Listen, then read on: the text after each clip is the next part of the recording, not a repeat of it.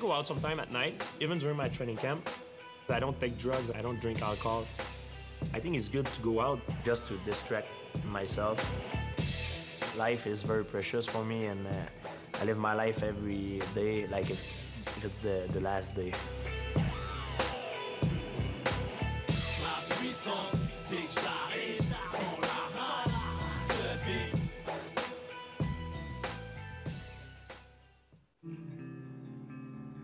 In stark contrast, sleepless mornings are a rite of passage for any new parent, and the welterweight contender Carlos Condit has recently joined the ranks of the early risers. These quiet family moments are a new addition for the first-time dad. Everybody says that having kids changes you, and you know, it does. It really does. It completely focused my life and just really helped me get my priorities straight. Since I've become a father, you know, I realize how fortunate I am, you know, being able to support my family and make a good living, and, you know, still have, you know, quite a bit of time to spend with my son, which is ultimately the most important thing to me. Good morning. I think there's 2 points in your life. There's before a baby, and then there's after a baby. Why not? I like to sit around and watch them just interact, and I think it's just, they just get each other.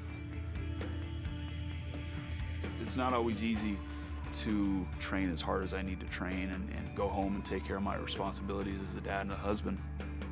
It's a challenge, but it's the most fulfilling thing that I've ever done in my life.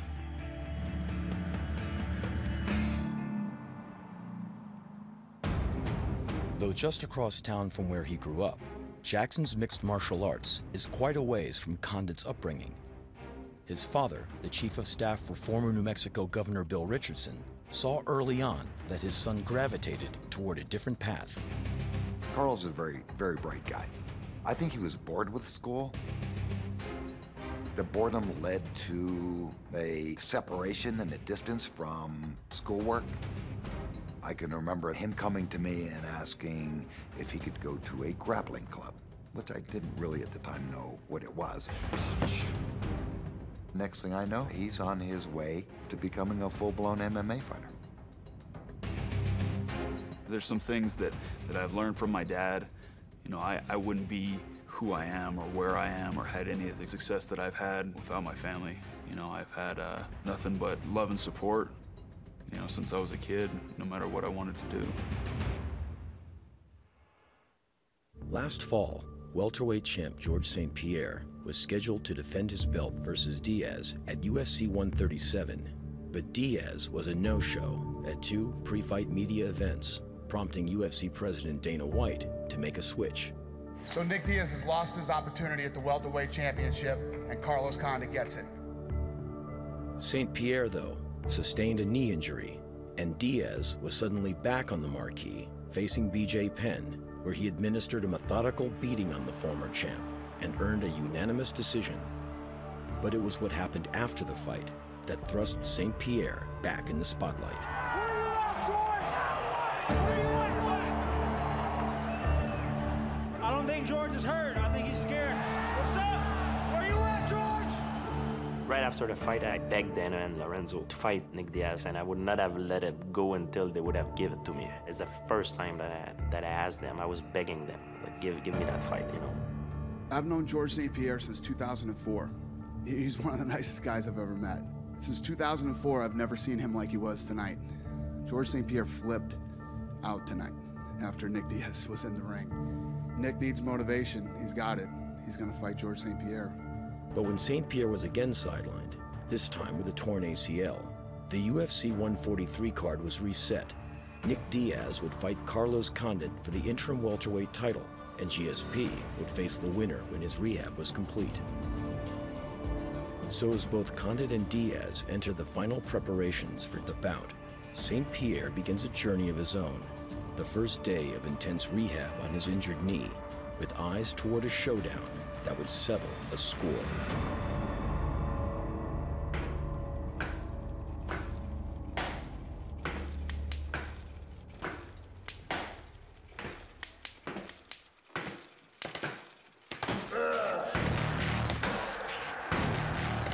I'm always at my best when I'm pushed against the wall.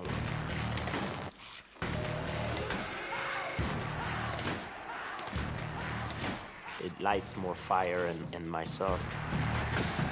Old friend precious, I'm here. Step away from the window and go back to sleep.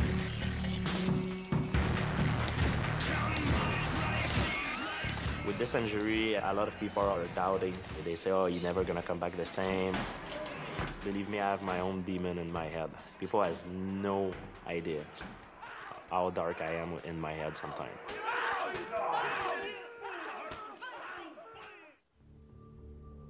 The winner by unanimous decision, and now the interim UFC welterweight champion of the world, the natural born killer, Carlos Condit. Carlos Condit is the new UFC interim welterweight champion.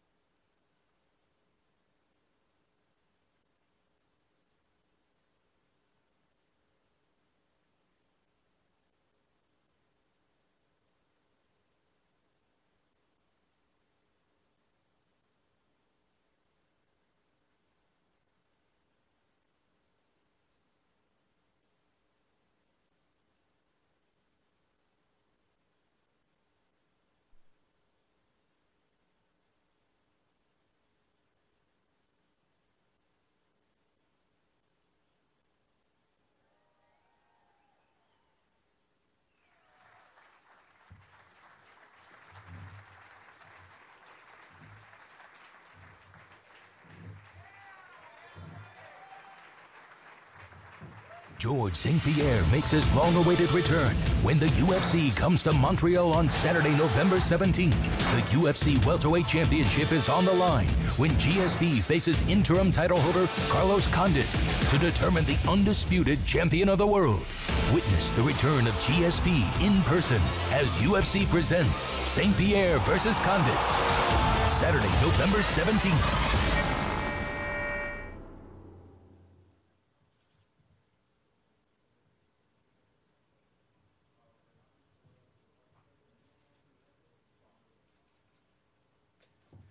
Good afternoon, everybody. Bon après-midi, tout le monde. Super fier d'accueillir un autre gala UFC, le 5e gala à Montréal.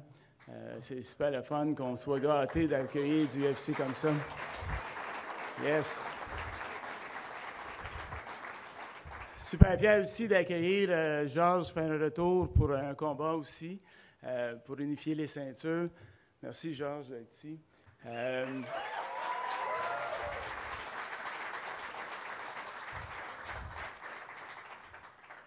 C'est ça, un bon gala à tout le monde. Thank you for bringing UFC. Thank you UFC for bringing another gala to Montreal, the 5th in the city. So that's fantastic. On this, I'd like to introduce Mr. Tom Wright, President of UFC Canada.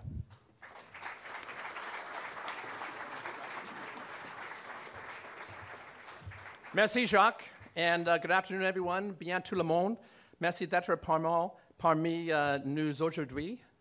Je m'appelle Tom Wright, and I am the Director of Canadian Operations for the Ultimate Fighting Championship. I want to welcome everybody to the Montreal Science Centre for the kickoff to what some people say is one of the most, I think it's the most anticipated UFC event in 2012. That would be UFC 154, St-Pierre versus Condit, which is going to be November the 17th at the Bell Centre. Today I'm joined by two champions. I'm joined by, of course, the welterweight champion of the UFC, George St-Pierre, and I'm also joined by the UFC's interim welterweight champion, Carlos Condit. And while both of these incredible athletes are champions in their own right, I think everybody in this room and every UFC fan knows that in the end there can only be one champion. And that one champion will be determined at the Bell Centre on Saturday, November the 17th. people will recall that it was back at UFC 129 in Toronto at the Rogers Centre when the UFC established the then record and current record of over 55,000 people that Georges St-Pierre defeated Jake Shields for that was his 6th title defense. But not many people expected that it would be coming up to, now it's 17 months, it'll be 19 months since that event, that all of us as UFC fans will have the opportunity to see George again compete in the octagon.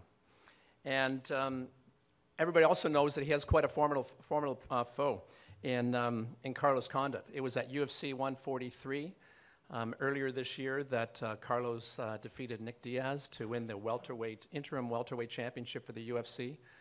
And I know everybody is very excited to see these two champions go at it. UFC 154 in Montreal will represent the 11th time that we've held an event in Canada. We've held 5 here in Montreal. We've held 3 in Toronto. We've held 2 in Vancouver. And most recently, this summer, we were in Calgary. And with all those cities combined in this great country, pound for pound, Montreal remains one of the best MMA markets in the entire world. And we couldn't be more thrilled to be back here for UFC 154. So to the city of Montreal, to all you fans that have come out, thank you very much.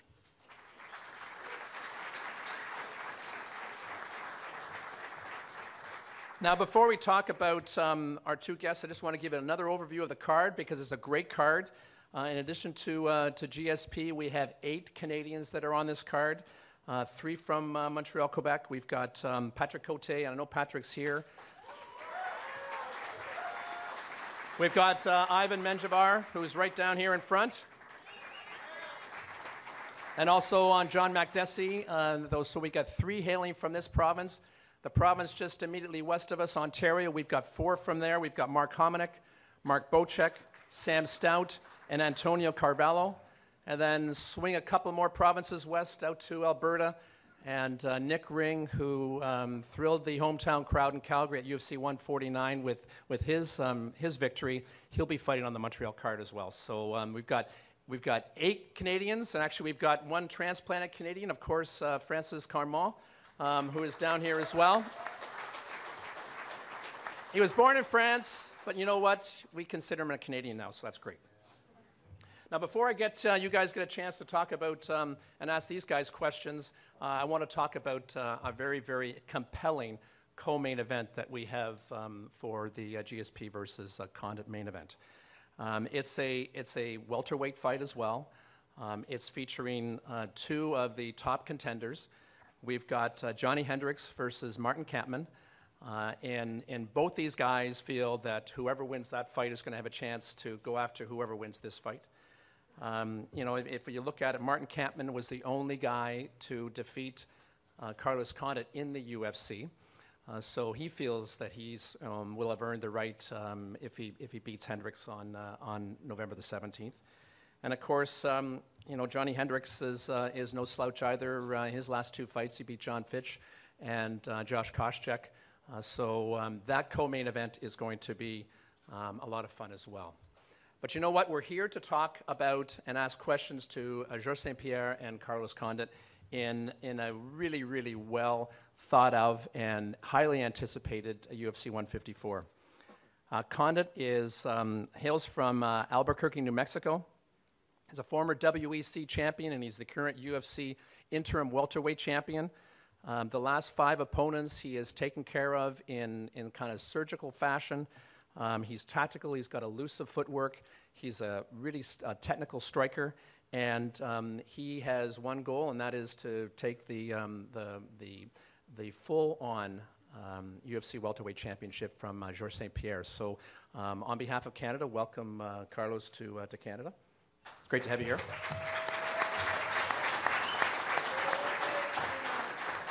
And certainly in this city and in this country, the guy on my right needs no introduction, but UFC welterweight champion Georges St-Pierre is in the house.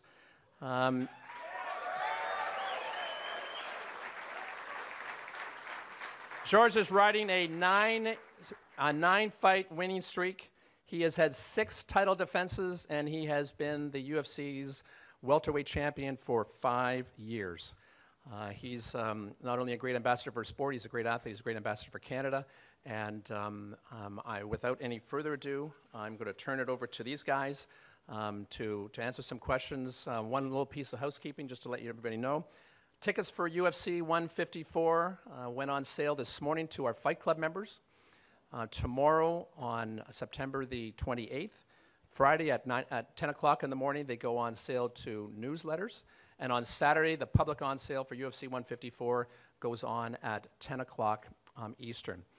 Tickets are available at the Bell Center box office or on eventco.ca. So as Dana White would say if he were here, he's in jolly old England at Nottingham. Who's got the first question? Joe. Question is for George. You always told me that you missed the butterflies.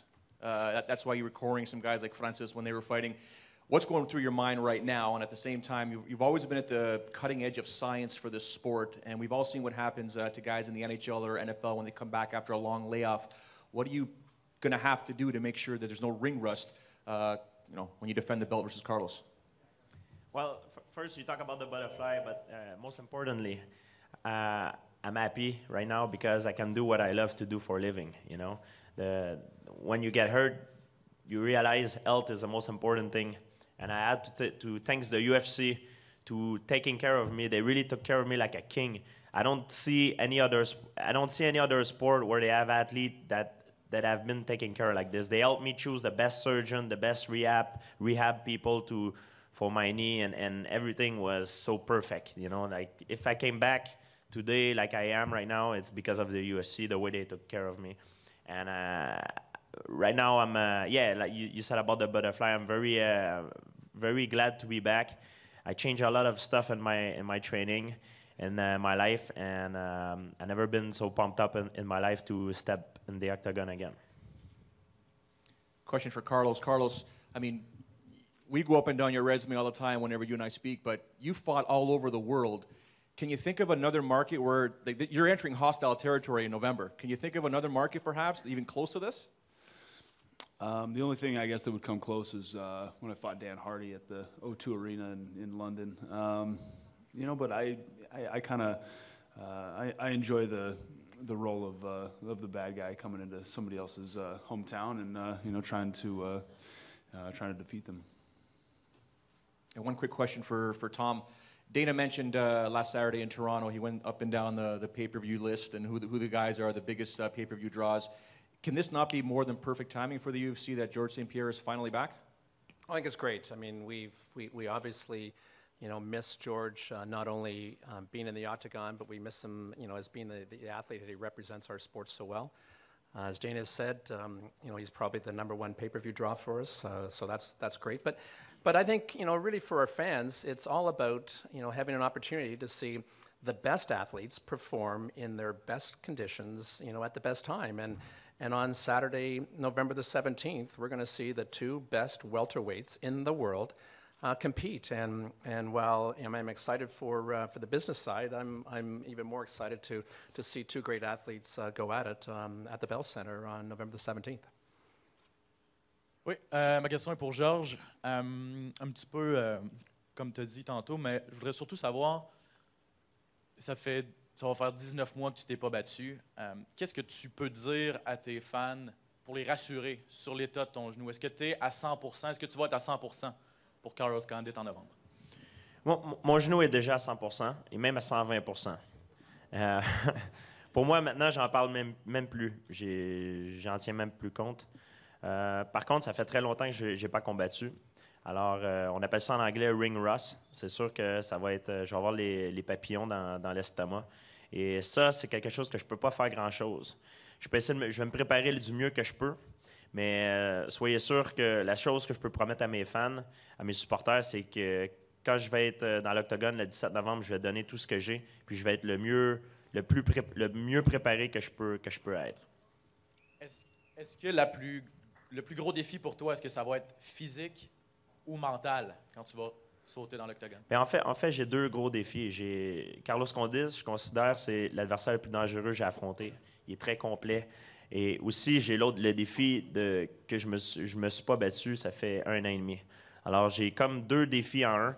Mais en tant qu'athlète de haut niveau, j'accepte rien de moins.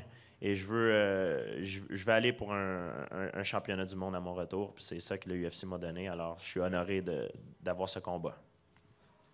Merci, Georges. One question for Carlos. Nobody came close to beat that guy in the last 5 years. What makes you think you're the one who can beat him? Well, I get good question. No. I think that I have a skill set that matches up well with George. I've in the past been able to present opponents with problems that they don't see in other guys. I'm able to threaten in any position, whether I'm standing, whether the fight goes to the ground. I'm thinking that my well-rounded abilities are going to definitely come in handy. Thanks. Ma question est pour Georges. J'aimerais savoir, en fait, tu as parlé que tu as changé ton entraînement. Est-ce que la manière dont tu t'entraînais, la manière dont tu combattais, a amené un peu ta blessure au genou? Et si oui, qu'est-ce que tu as changé depuis? C'est un mélange de plusieurs choses. En fait, j'avais des problèmes au niveau à l'entraînement, des problèmes au niveau personnel aussi. Et quand on dit quelqu'un qui est surentraîné, c'est pas nécessairement seulement physique. Des fois, c'est dans la tête aussi. Puis, quand tu as plusieurs choses qui se passent dans ta vie, des fois, ça te déconcentre, puis tu mets pas l'énergie à la bonne place. Et depuis que je suis revenu m'entraîner, j'ai pensé à beaucoup de choses pendant que j'étais blessé, durant ma réhabilitation. Et puis maintenant, j'ai fait en sorte que mon entraînement est plus efficace. Et puis, j'évite de faire les choses qui me nuisent, des choses qui sont moins efficaces. Et alors, maintenant, je vais vraiment direct au point. Je fais des avec mon expérience, parce que le MMA, c'est un nouveau sport. Alors, chaque athlète a un régime d'entraînement qui est différent. Alors, il faut vraiment que tu trouves le régime d'entraînement qui est parfait pour toi, pour ta personne. Et je crois vraiment que j'ai fait ça durant la longue pause que j'ai eue. J'ai réussi à créer un régime d'entraînement qui était parfaitement fait pour moi. Would you do me a favor? Just so, if you could give the whole audience an idea of what you asked him in English as well, so we could sort of follow next time, if you can. Merci.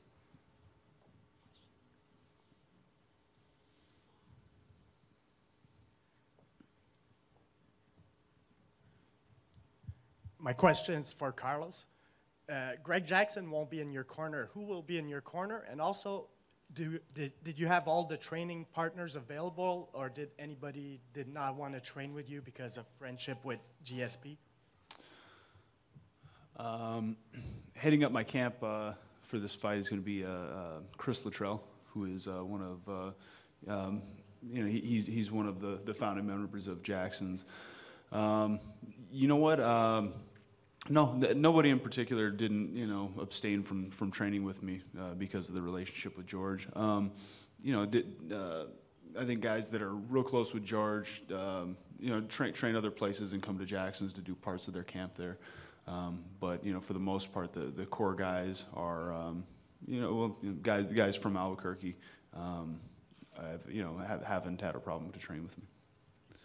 And George, does the fact that Carlos trains at Greg Jackson, does that play in your head, or do you have confidence that Greg Jackson is really outside of the training camp of Carlos? No, but Greg told us that he won't be helping either of us. Of course, he's teaching his class, that's what he do for a living. But at the tactical point, he won't help either of us. And Carlos is training with his crew in Albuquerque. I'm training with my guys in Montreal, and November 17 we'll be alone in the cage. It's going to be me against him, and the best man will win.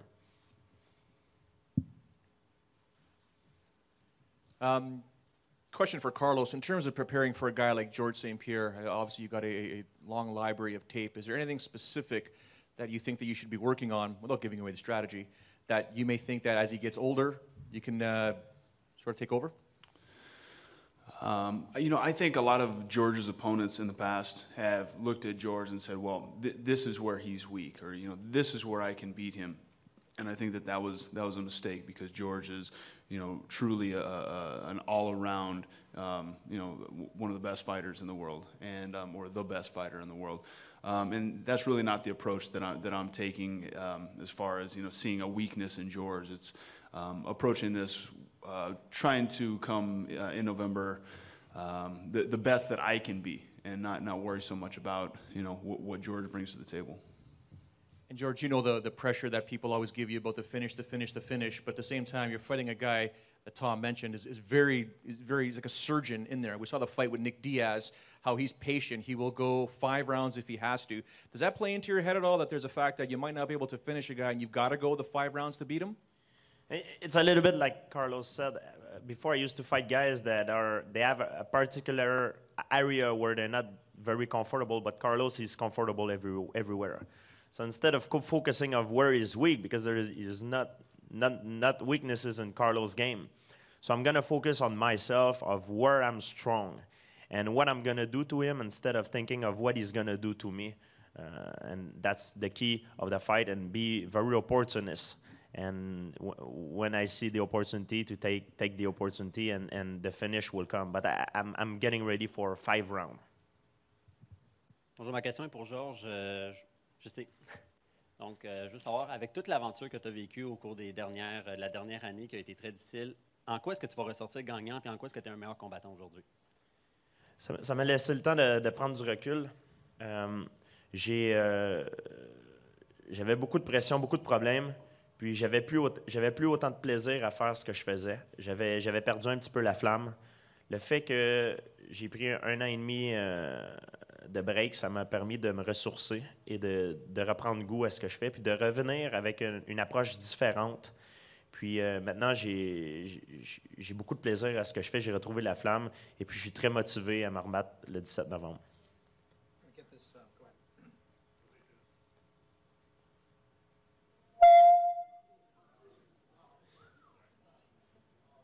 Basically, George was explaining the question related to the fact that, over the trials and tribulations of the past year, how has George come out of this? And he basically explained that what the last year has allowed him to do is take a break, kind of mentally and physically, and that a year and a half ago or so, he was realizing he kind of lost the fire a little bit, and the passion. And right now, after everything he's been through, he's coming back motivated, stronger, and he's kind of rekindled the fire and the passion for the fight game. Question for Carlos. You decided to take 9 months off from your last fight to wait for George St-Pierre. First off, are you confident that you made the right decision in doing that, and how did you use that extra time to prepare? My goal in the sport is to be the best in the world, and George St-Pierre is the best fighter in the welterweight division, and has been, and has proven that time and time again over the last 5 or more years. So to be the best, I have to beat George. So yeah, I feel like I did the right thing in waiting for George. As far as how I use my time, there was a lot of things in my game that I needed to improve on. This constant improvement, and I think that when you feel like you know everything, that's when you plateau. And recently I've found out that there's a lot that I don't know, and I've been successful with things that I learned 8-10 years ago, and there's a whole new breed of techniques and training that's out there, and I've been trying to incorporate a lot of that into my game. Also, just working on my strength, athleticism. Just putting in a lot of hours and a lot of work. And a question for Carlos and George. You touched on it a little bit with Greg Jackson, but obviously he's somebody that you like to have in your corner. He's been in your corner for the past several years now. Will it affect you at all on fight night? How are you kind of preparing to have a different guy in your corner? Will that have any effect on you? We'll find out. I really don't think so. I think, like George said, it's just me and him in there, and I think a corner man or having somebody in your corner can maybe motivate you or give you different insight. But I feel very confident and comfortable with the people who are going to be cornering me in November. For sure. Le micro marche pas. Okay, yeah, that's good. Yeah, for sure. I like to have Greg in my corner, but tell you the truth, we're both going to be with the same problem right now because he won't have it, so I won't have it as well.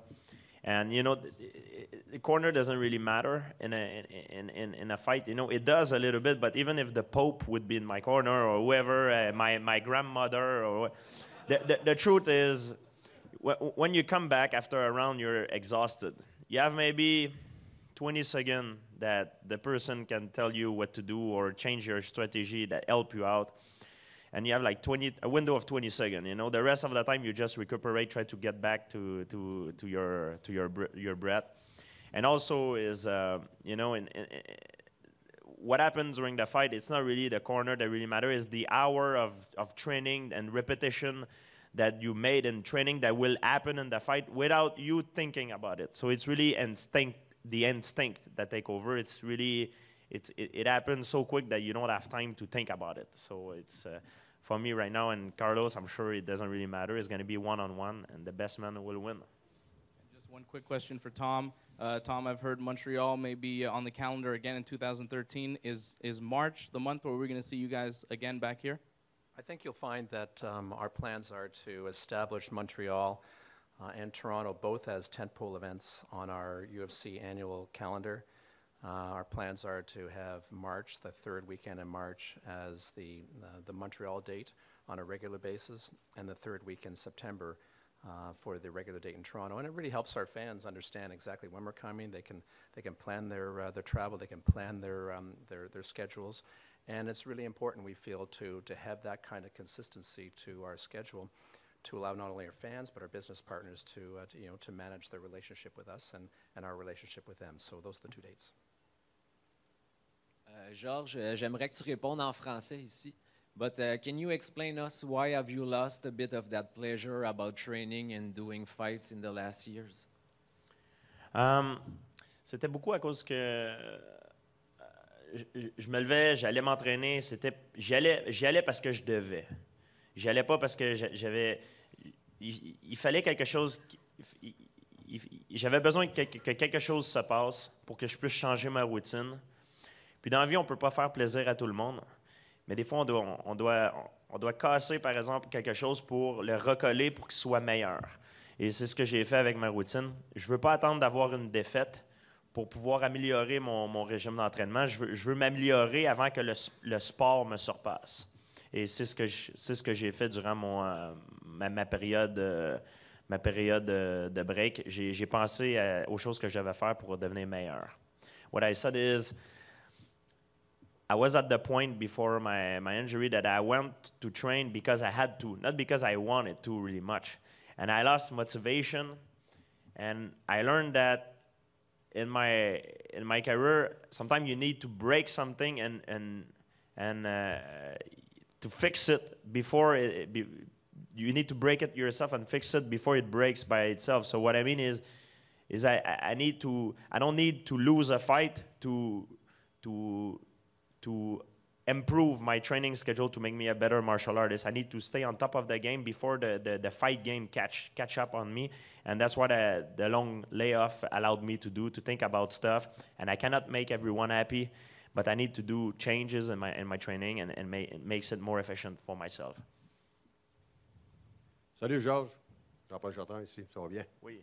Georges, tu as parlé à quel point ce combat-là est important pour toi, mais on sait que tu as été impliqué dans plusieurs batailles avec des grands champions dans cette division-là, les Matt Serra, les Josh Koscheck, et ainsi de suite.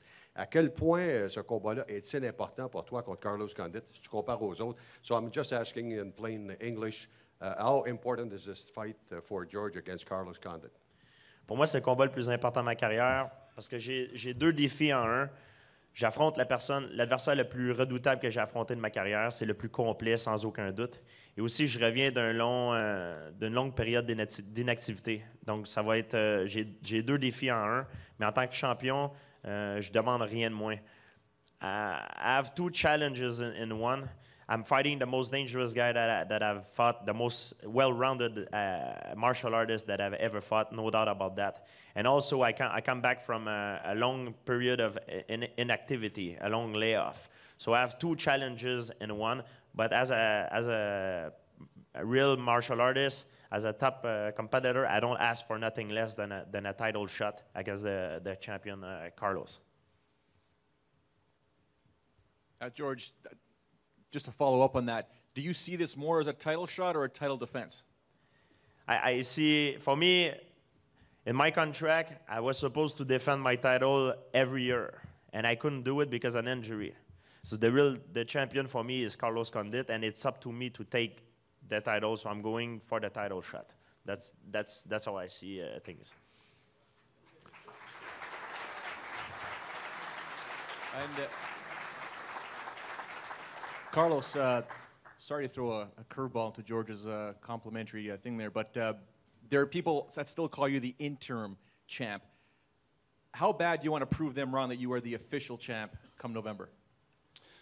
Well, I'm not the official champ. You know, George has been such a dominant champion over the last couple of years that, you know, until somebody beats him, he is the champion. He's the undisputed champion. So, you know, that's my mindset. You know, until I beat him, you know, then I don't feel like I'm the true champion.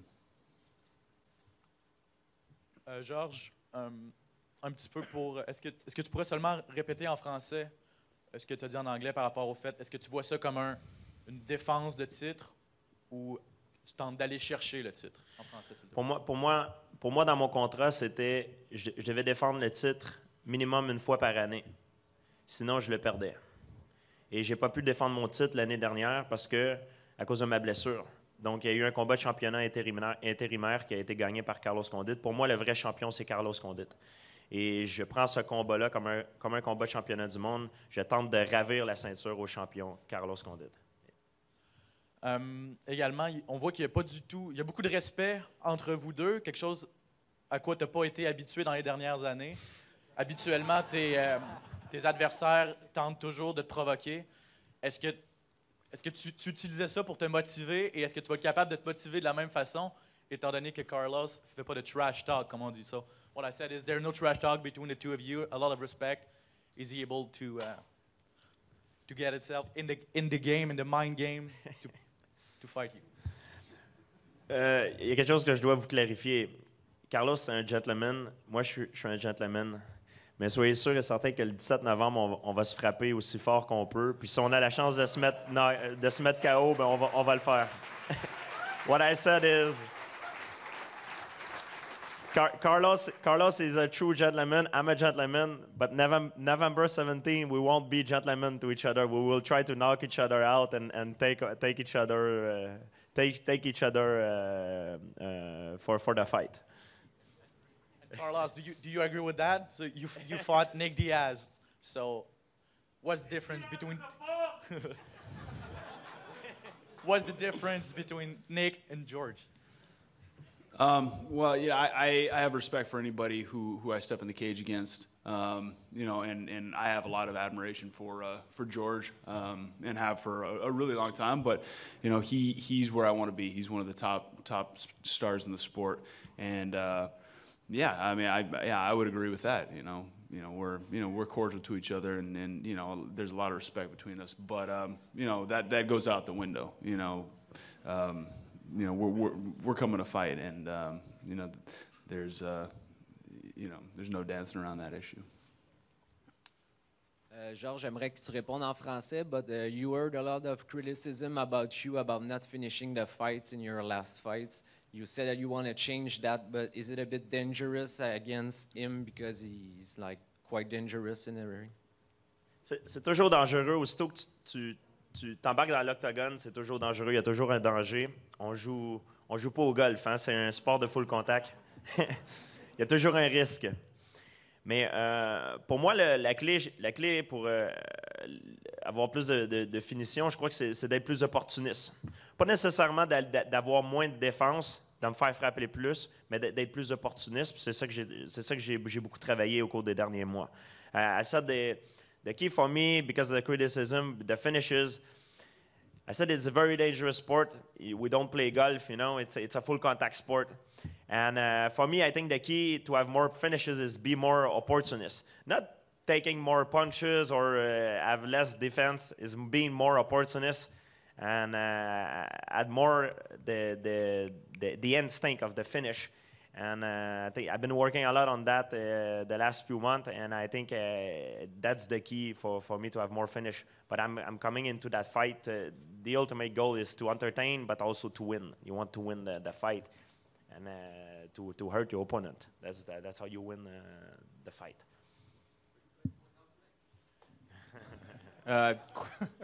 Question for both George and for Carlos. George, we'll start with you to your right-hand side here.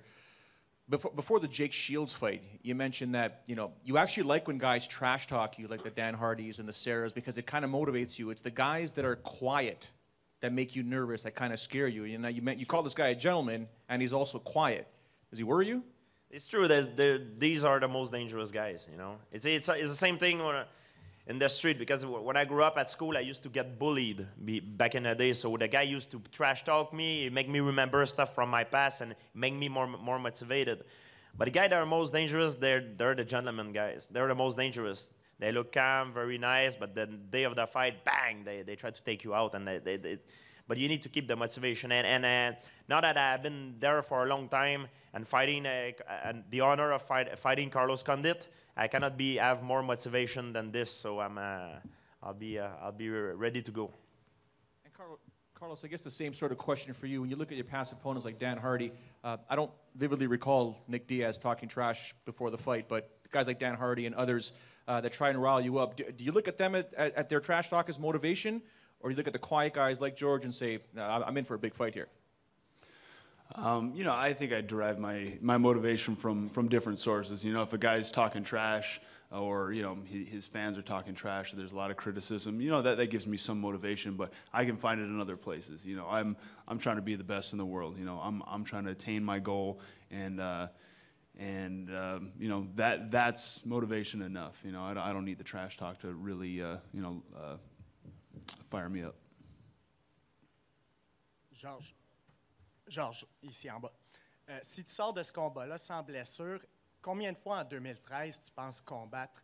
If you come out of this fight with no injuries, how many times will you fight in 2013? I have no idea. It's up to the UFC.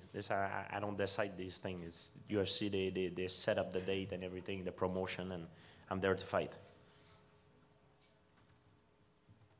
I think if Dana were here, guys, if Dana were here, he'd say, like he always says when he comes to Canada, I could have a fight here in Canada every week, and I'm sure we'd love to have both Carlos and George fight as often as possible. But in the end, what we're trying to do is make sure we really do great things for our fans. In the end, it's the fans that own this sport. George knows that, and so does Carlos. And so, Dana and Lorenzo and Joe Silva do great jobs in setting up these fights, and I have every confidence that they'll continue to do that. Who's next?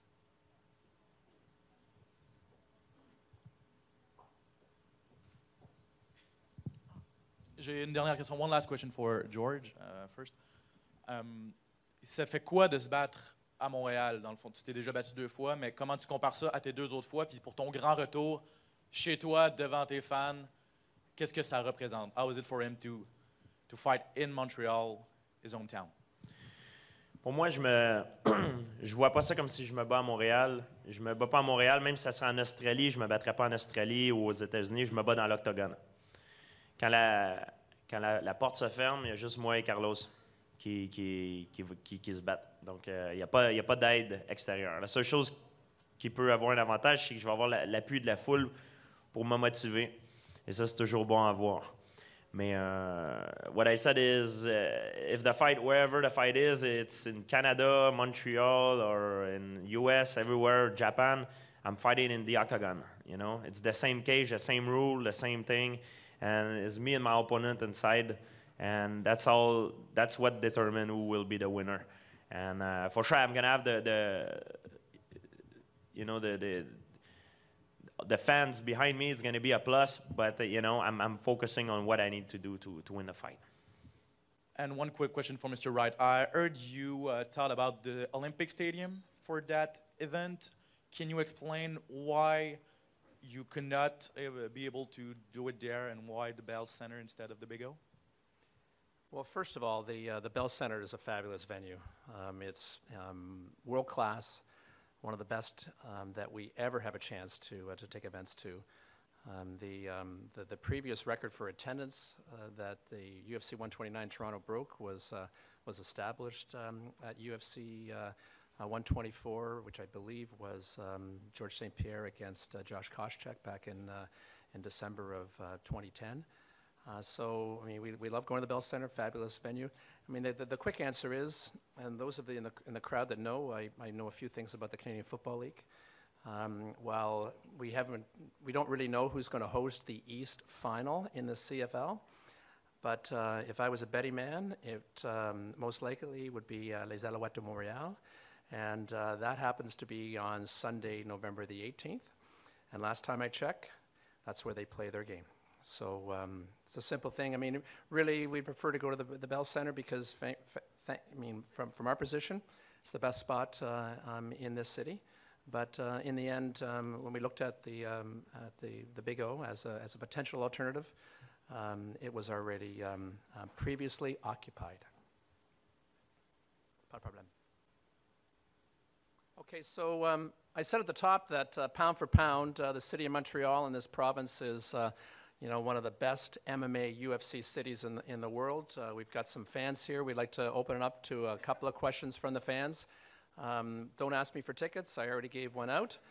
And if your birthday is November 17th and not November 16th, like that lucky girl, I apologize. But who's got the first question from the fans? My question is for Carlos Condit. Just wanted to know, Matt Serra and Josh Koscheck got to feel the Montreal crowd. I want to know if you think that's going to be it's going to have an effect on you. You know, I don't know, but you know, I fought in people's hometowns before. Earlier, I mentioned Dan Hardy. I also fought Rory McDonald in Vancouver. So you know, it's something that I've experienced before. You know, it's been said several times while we've been up here. It's me and George fighting in the cage, and you know, trainers and the crowd and you know everything else is kind of an afterthought. Allô, Georges. Pascal, terrainjeu.ca et Karaté Sunfuki. Ma question pour toi, et après ça, j'en ai une pour Tom. En tant qu'artiste martial, si tu mets de côté GSP Incorporé, qu'est-ce qui reste pour toi à accomplir comme artiste martial? Tu domines ta division de poids dans la UFC. Est-ce que c'est un autre titre en Kyokushin? Est-ce que c'est l'enseignement vers les jeunes? Donc, si on met de côté un peu tout l'aspect business de GSP, qu'est-ce qui reste à accomplir pour toi sur ta checklist? Mon but ultime est que quand je vais prendre ma retraite, c'est d'être reconnu comme le meilleur artiste martial de la planète, livre pour livre, de tous les temps. Je fixe mes buts très, très haut. Et ça a toujours été comme ça. Jusqu'à maintenant, j'ai toujours réussi à atteindre mes objectifs. Je suis très persévérant et je compte bien obtenir celui-là. Mais tout d'abord, je dois me concentrer sur le prochain combat qui est avec Carlos Condit. Second question for Tom. You as a promoter in the UFC, as a promotional company for MMA, how is a main card, including two, let's say, baby faces or good guys, is different in terms of selling the fight if we compare to a Sonnen versus Silva fight who sold itself out just because of the trash talk that was going on? You know what? I look at these two guys. I was in Vancouver for UFC 115 when Carlos defeated Rory McDonald. I've seen him fight. I've seen George fight several times in Toronto and Montreal. You know, in the end, our fans are amongst the most knowledgeable fans in the world. They're totally engaged. They know the quality of these guys. They know what they're going to do. And you know, these two guys have said it. I mean, they are both gentlemen. But I think you know, all the gentleman stuff goes out the window or the door as soon as that cage is locked. These guys will put on a show. I have every confidence that this city, this province, and frankly, Canada will, and a lot of the United States are going to be here on November the 17th at the Bell Center. These guys are going to put on a show, and I'm confident of it. I know of it. I've seen them fight before, and frankly, you take a look at the rest of the card. As I said, we've got 8 Canadians plus 1 transplanted Canadian on the card. The co-main event is fabulous. Obviously, welterweight contender, fight between Hendricks and Kampmann. The card's going to be great. The crowd's going to be great. The Bell Center is as loud a joint as you'll ever find. So, people know, and Dana says it all the time, if you haven't had a chance to experience our sport live, you are missing out on something. And I can tell you that the Bell Center, with north of 20,000 fans in that joint, is going to be rocking. And November the 17th, don't miss it. So, we got one more question from the fans. Yeah, one more question over here. My name's Raymond Legault. I'm a local mixed martial artist here in Montreal. I was just wondering, George and also Carlos, what advice you would give to a mixed martial artist like myself who's coming up for his first amateur fight, and for all the other mixed martial artists who are coming up in the fight game? Well, to enjoy it and have fun. That's the main thing. If you want to have success in life, it's to have fun. If you have fun, you're going to be good at it, and that's what life taught me. Have a good time and enjoy the process. I would say, try to get a well-rounded skill set, and then when it comes to the fight, keep your hands up and your chin down, and and try to beat the other guy up. Listen, everybody, listen. Merci tout le monde. Before I square off these fighters, I just want to remind everybody that tickets go on sale to the public on this Saturday at 10 a.m. That will be September the 29th on eventcode.ca or at the Bell Center box office. Also want to remind everybody that Tough Fridays are broadcast on FX in the U.S. and FX Canada, and that this Saturday night, live from Nottingham, England, is Stu versus Miocic in England on Fuel 5 TV, and in Canada on Sportsnet. So thank you very much for coming. Like I said, November the 17th, this city and the Bell Center is going to be rocking, and that's where you should be. So guys, I'm going to square you guys off. George St-Pierre makes his long-awaited return when the UFC comes to Montreal on Saturday, November 17th. The UFC Welterweight Championship is on the line when GSP faces interim title holder Carlos Condit to determine the undisputed champion of the world. Witness the return of GSP in person as UFC presents St-Pierre versus Condit. Saturday, November 17th.